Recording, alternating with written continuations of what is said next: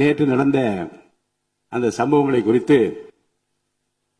திராவிட முன்னேற்ற கழகம், அனைத்து இந்திய அண்ணா திராவிட முன்னேற்ற கழகம் உட்பட இந்த அவையில் உள்ள அனைத்து கட்சிகளை சார்ந்தவர்களும் தங்களுடைய எண்ணத்தை வெளிப்படுத்தி இருக்கிறார்கள், துயரத்தை வெளிப்படுத்தி இருக்கிறார்கள், ஆறுதலை வெளிப்படுத்தி கடிதம் மூலமாக எங்கள் கருத்துக்களை சொல்ல வேண்டும், இந்த விதியின் கீழ் சொல்ல வேண்டும் என்றும் என்னை கேட்டிருக்கிறார்கள். இப்போது 110 விதியின் கீழ் தொழிலாளர் நலத்துறை அமைச்சர் என்னிடம் அனுமதி கேட்டிருக்கிறார். ஒரு அறிக்கையை படிக்க வேண்டும் என்று அமைச்சருக்கு அனுமதி அளிக்கப்படுகிறது.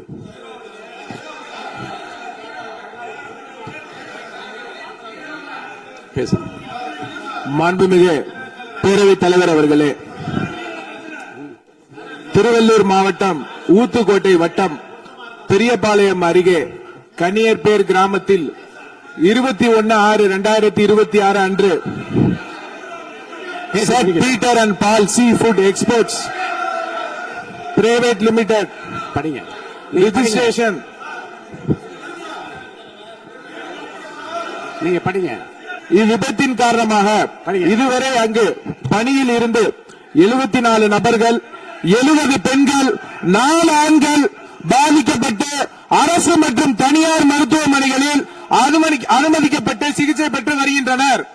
இதில் 15 நபர்கள் அரசு மருத்துவமனையிலும் 27 நபர்கள் தனியார் மருத்துவமனையிலும் தீவிர சிகிச்சை பிரிவில் அனுமதிக்கப்பட்டு தொடர் கண்காணிப்பில் உள்ளனர். 27 நபர்கள் சாதாரண சிகிச்சையில் உள்ளனர். இவ்விபத்தின் துரதிருஷ்டவசமாக 5 பெண்கள் உயிரிழந்து உள்ளனர் என்ற துயரமான செய்தியினை கேட்டு அறிந்து மாண்புமிகு முதலமைச்சர் அவர்கள் மிகவும் வேதனை அடைந்து அவர்களுடைய குடும்பத்தினருக்கு ஆழ்ந்த இரங்கலையும் ஆறுதலையும் தெரிவித்துக் கொள்வதோடு முதலமைச்சரின் பொது நிவாரண நிதியிலிருந்து தலா 2 லட்சம் ரூபாய் உடனடியாக வழங்க உத்தரவிட்டுள்ளார்கள். மேலும் அவர்களின் உடல்களை சொந்த மாநிலத்திற்கு அனுப்பி நல்லடக்கம் செய்வதற்கான செலவினை அரசே மேற்கொள்ளும் எனவும் தெரிவித்துள்ளார்கள்.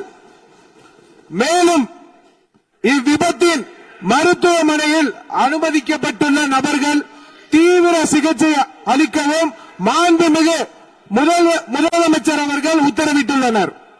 மேலும் இவ்விபத்தில் உயிரிழந்த மற்றும் பாதிப்படைந்த தொழிலாளர்களுக்கு தொழிலாளர் மாநில ஈட்டுறுதி காப்பீடு திட்டம் என்ற முறையில் ESI, PF வருங்கால வைப்பு நிதியை வழங்கிடவும் மாண்புமிகு முதலமைச்சர் அவர்கள் உத்தரவிட்டுள்ளார்.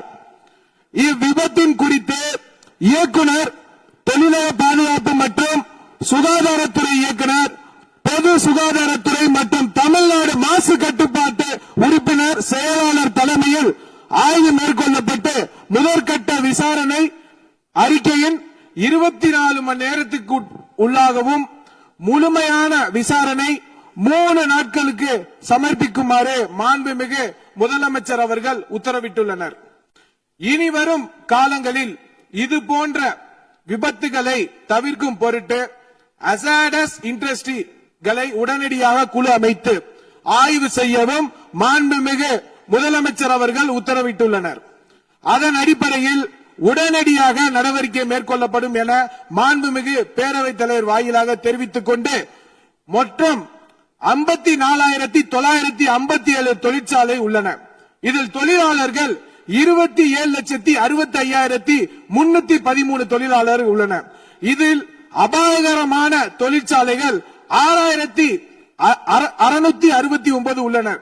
இனிவரும் காலங்களில் தமிழ்நாடு முழுவதிலும் உள்ள அனைத்து தொழிற்சாலைகளிலும் இதுபோல் நடக்காமல் இருக்க அனைத்து விதமான நடவடிக்கையும் மேற்கொள்ளப்பட்டு சட்ட ரீதியாக நடவடிக்கை மேற்கொள்ளப்படும் என்பதை பேரவைத் தலைவர் வாயிலாக தெரிவித்துக் கொண்டு விடைபெறுகிறேன். நன்றி.